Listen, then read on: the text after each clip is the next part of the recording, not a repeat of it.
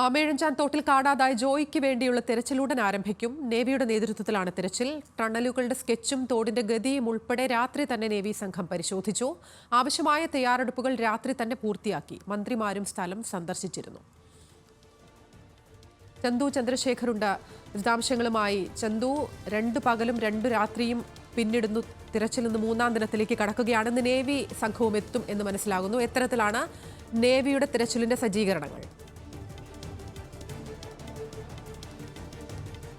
അതിന് രാവിലെ 6:30 തന്നെ നേവിയുടെ സംഘം ഈ ആമേഴഞ്ചാൻ തോടിന്റെ ഭാഗത്തെത്തി പരിശോധന നടത്തിയിരുന്നു. അവർ പ്രധാനമായും വീണ്ടും ഒരു പരിശോധന നടത്തിയതിനു ശേഷം അതുമായി ബന്ധപ്പെട്ട് സബ് കളക്ടറുമായി ഒരു ചർച്ച നടത്തി. ആ ചർച്ചയ്ക്ക് ശേഷമാണ് ഇപ്പോൾ വീണ്ടും പരിശോധന ആരംഭിക്കാൻ തീരുമാനിച്ചിരിക്കുന്നത്. അല്പസമയത്തിനകം തന്നെ നേവിയുടെ പരിശോധന ആമേഴഞ്ചാൻ തോടിൽ ആരംഭിക്കും. സോണാർ ഉപയോഗിച്ചുള്ള പരിശോധനയാണ് ആരംഭിക്കുക എന്നാണ് നമുക്ക് മനസ്സിലാക്കാൻ കഴിയുന്നത്. അതായത് കടലിലൊക്കെ ആഴം കൂടിയ പ്രദേശത്തൊക്കെ പരിശോധന നടത്തുന്നതിന് നേവി സ്വീകരിക്കുന്ന ഒരു സംവിധാനമാണ് ഈ സോണാർ ഉപയോഗിച്ചുള്ള പരിശോധന. അത്തരത്തിലൊരു പരിശോധന ആമേഴഞ്ചാൻ തോട്ടിൽ നടത്താനാണ് ഇപ്പോൾ നേവി സംഘം ഉദ്ദേശിക്കുന്നത്. NDRFന്റെയും ഫയർഫോഴ്സിന്റെയും സംഘവും ഒപ്പം നേവിയെ സഹായിക്കാനായി ഉണ്ട്. രാവിലെ 6:30 കൂടി തന്നെ ഈ സംഘം ഇവിടെ സംയുക്തമായി പരിശോധന നടത്തി അതിന്റെ അടിസ്ഥാനത്തിൽ ഒരു ചർച്ച നടത്തുകയും സബ് കളക്ടറുമായി ബന്ധപ്പെട്ട് ഏത് തരത്തിലാണ് അവരുടെ പരിശോധന എന്ന കാര്യങ്ങളൊക്കെ വ്യക്തമാക്കുകയും ചെയ്തിട്ടുണ്ട്. അതിനുശേഷമാണ് ഇപ്പോൾ പരിശോധന ആരംഭിക്കാൻ തീരുമാനിച്ചിരിക്കുന്നത്. ഇതിന് സമാന്തരമായി തന്നെ നഗരസഭയുടെ മാലിന്യം നീക്കൽ പ്രക്രിയയും പുരോഗമിക്കുന്നുണ്ട്. എന്തായാലും ഇന്ന് ജോയിയെ കണ്ടെത്താൻ കഴിയുമെന്ന ഒരു പ്രതീക്ഷയിലാണ്. മഴ ഇപ്പോൾ തിരുവനന്തപുരം നഗരത്തിൽ അധികമായി തന്നെ ഉണ്ട്. അത് പരിശോധന സംബന്ധിച്ചിടത്തോളം ഗുണവും ദോഷവും ഉണ്ടാക്കുന്നു. കാരണം ഗുണം ഈ സ്കൂബ ടീമിനും നേവി സംഘത്തിനുമൊക്കെ ആമേഴഞ്ചാൻ തോട്ടിലേക്ക് നീന്തി പോയി പരിശോധന നടത്തുന്നതിന് വെള്ളം ഈ ആമേഴഞ്ചാൻ തോടിൽ കൂടുന്ന സാഹചര്യത്തിൽ എളുപ്പമാക്കും, അവരുടെ പ്രവർത്തനം എളുപ്പമാക്കും. പക്ഷേ മാലിന്യം കൂടുതലായി ഈ തോട്ടിലേക്ക് ഒഴുകിയെത്തിയാൽ അത് ബുദ്ധിമുട്ടുണ്ടാക്കുന്ന സംവിധാനവുമാണ്.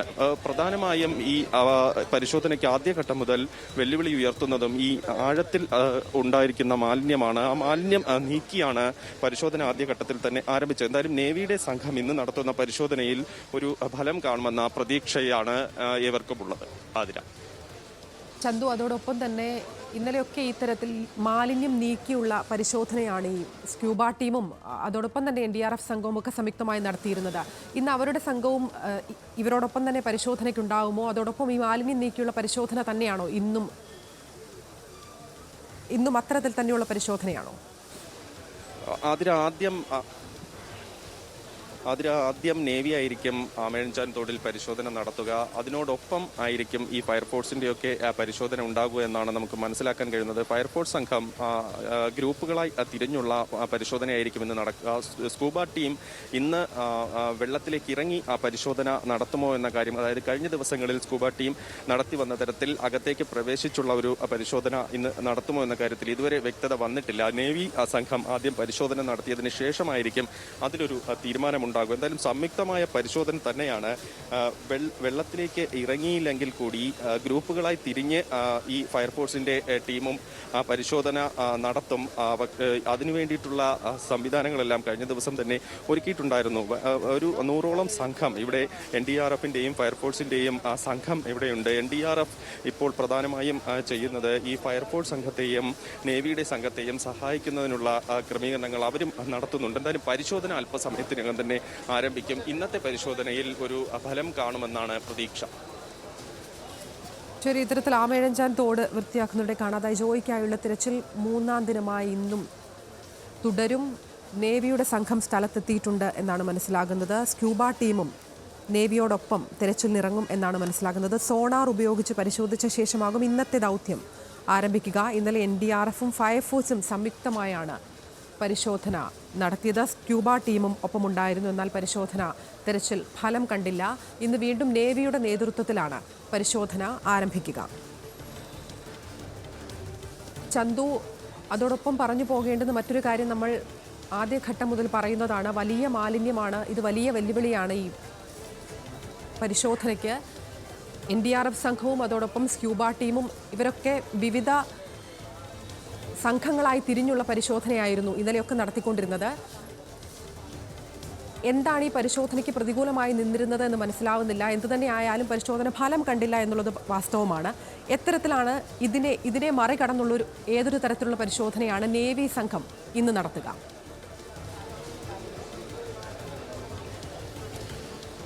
ആതിര, പ്രധാനമായും നേവി സംഘം കഴിഞ്ഞ ദിവസം രാത്രി എത്തിയ നേവി സംഘം ഇന്നലെ ആമയിഴഞ്ചാൻ തോടിന്റെ സ്കെച്ചും പ്ലാനും ഒക്കെ പരിശോധിച്ചിരുന്നു. അതായത് ഈ ആമയിഴഞ്ചാൻ തോടിന്റെ ഗതിയടക്കം അവർ പരിശോധിച്ചതിന് ശേഷമാണ് ഈ പരിശോധനയ്ക്ക് അവർ തയ്യാറാണെന്ന കാര്യം കഴിഞ്ഞ ദിവസം അറിയിച്ചത് തന്നെ. അതിന്റെ അടിസ്ഥാനത്തിലാണ് ഇന്ന് രാവിലെ അവർ പരിശോധന നടത്താമെന്ന് തീരുമാനിച്ചത്. സോണാർ ഉപയോഗിച്ചുള്ള പരിശോധനയാകും പ്രധാനമായും നടത്തുക. സോണാർ സംവിധാനം ഉപയോഗിച്ച് നടത്തുന്ന പരിശോധനയിൽ ഒരു ഫലം കാണുമെന്നാണ് പ്രതീക്ഷ. അതായത് ഈ ഇരുളടഞ്ഞ ടണൽ ആണ് ഈ ആമയിഴഞ്ചാൻ തോട്. അത് മാത്രമല്ല, മാലിന്യം തന്നെ വ്യാപ്തിയിലകത്ത് ഉൾവശത്തിന്റെ അകഭാഗത്ത് കെട്ടിക്കിടക്കുന്ന ഒരു സാഹചര്യവുമുണ്ട്. അപ്പോൾ ഇതെല്ലാം പ്രതികൂല സാഹചര്യം കഴിഞ്ഞ ദിവസങ്ങളിൽ നടന്ന പരിശോധനയിൽ ഉണ്ടാക്കിയിട്ടുണ്ട്. എന്തായാലും ഇന്നത്തെ ഈ നേവി സംഘത്തിന്റെ പരിശോധനയിൽ ഈ സംവിധാനം ഉപയോഗിച്ചുള്ള പരിശോധനയിൽ കൂടുതൽ ഫലം കാണുമെന്ന ഒരു പ്രതീക്ഷയുണ്ട്. മാത്രമല്ല, കഴിഞ്ഞ ദിവസങ്ങളിൽ കുറച്ചധികം മാലിന്യം ഇവിടെ നിന്നും മാറ്റാൻ നഗരസഭയ്ക്കും ഫയർഫോഴ്സ് ടീമിനും കഴിഞ്ഞിട്ടുണ്ട്. അപ്പോൾ ഇന്നത്തെ പരിശോധന അതിന് ആ ഒരു പരിശോധനയുടെ തുടർച്ചയാകുന്നത് കൊണ്ട് തന്നെ അത്തരത്തിൽ ഗുണപ്രദമാകുമെന്ന ഒരു വിലയിരുത്തലുമുണ്ട്. എന്തായാലും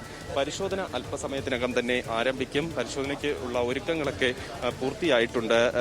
രാവിലെ തന്നെ നേവി സംഘമെത്തി ഈ നടപടിക്രമങ്ങളെല്ലാം വിശദീകരിച്ചിട്ടുണ്ടായിരുന്നു. ഇപ്പോൾ സബ് കളക്ടർ ആണ് ഈ പരിശോധനയ്ക്ക് നേതൃത്വം നൽകുന്നത്. മാഡം, ഇന്നത്തെ പരിശോധന എങ്ങനെയാണ്?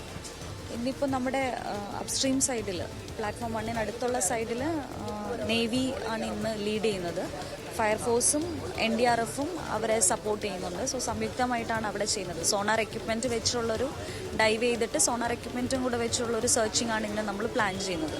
പാരലലി തന്നെ റെയിൽവേ ഏരിയയ്ക്ക് പുറത്തുള്ള പാർട്ടിലും NDRFും ഫയർ ആൻഡ് റെസ്ക്യൂവും കൂടെ ഒരുമിച്ച് പാരലലായിട്ട് സെർച്ചിങ് അവിടെയും കൂടെ നമ്മൾ സ്റ്റാർട്ട് ചെയ്യുന്നുണ്ട്. ഇത് രണ്ടും കൂടി പാരലലി നടത്തുകയാണ്. സ്കൂബ ടീം ഇന്ന് പരിശോധനയ്ക്ക് ഇറങ്ങുന്നുണ്ട്. നേവിയുടെ ഡൈവേഴ്സ് തന്നെയാണ് പരിശോധനയ്ക്ക് ഇറങ്ങുന്നത്.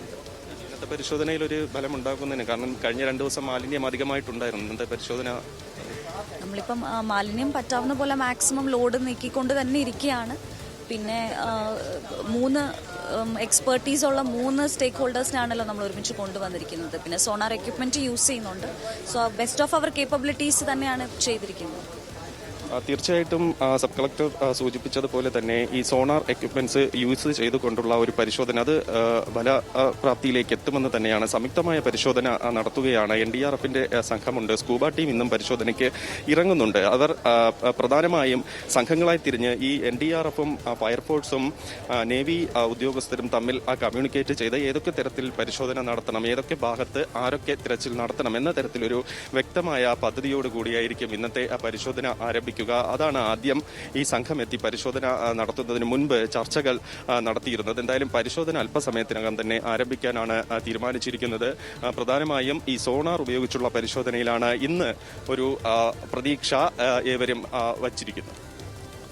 ശരി, അത്തരത്തിൽ ജോയ്ക്കായുള്ള രക്ഷാ ദൗത്യം 3ാം ദിനത്തിലേക്ക് കടന്നിരിക്കുകയാണ്. നേവിയുടെ നേതൃത്വത്തിലാണ് ഇന്ന് പരിശോധന നടത്തുക. ഒപ്പം സ്ക്യൂബ ടീമും NDRF സംഘവും ഫയർഫോഴ്സും ഉണ്ടാകും എന്നാണ് മനസ്സിലാക്കുന്നത്. വിശദാംശങ്ങൾ നൽകുകയായിരുന്നു ചന്തു ചന്ദ്രശേഖർ.